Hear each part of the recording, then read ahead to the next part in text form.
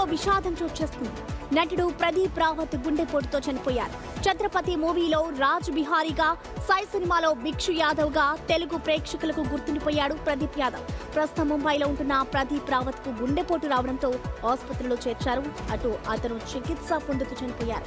1952 జనవరి 21న మధ్యప్రదేశ్లోని జబల్పూర్లో జన్మించిన ప్రదీప్ రావత్ బ్యార్ చోప్రా తెరకెక్కించిన మహాభారత్ సీరియల్లో అశ్వత్థామ పాత్రతో గుర్తింపు పొందారు. ఆ తర్వాత హిందీ సినిమాల్లో నటిస్తూ విలన్ గా ప్రత్యేక స్థానం సంపాదించారు. తెలుగులో సాయి సినిమాతో ఎంట్రీ ఇచ్చి మొదటి సినిమాతోనే గుర్తింపు పొందారు. ఆ మూవీకి ఫిలింఫేర్ అవార్డు అందుకున్నారు. ఇక తెలుగులో ఛత్రపతిలో రాజ్ బిహారీగా ఎన్నటికీ గుర్తుండిపోయే పాత్రలో నటించారాయన.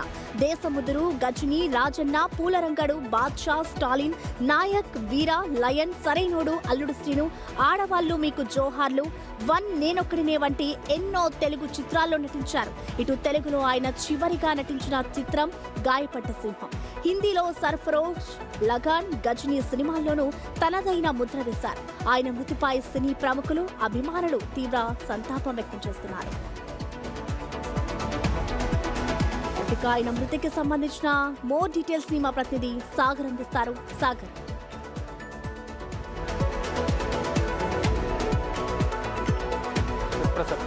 ప్రదీప్ రావత్ మృతి ఒక తెలుగు ఇండస్ట్రీకే కాదు, తమిళ దేశవ్యాప్తంగా హిందీ సినిమాల్లో కూడా ప్రముఖంగా ఆయన నటించిన విలన్ పాత్రలు ఎంతో మంది ఫ్యాన్ బేస్ను సంపాదించుకుంది.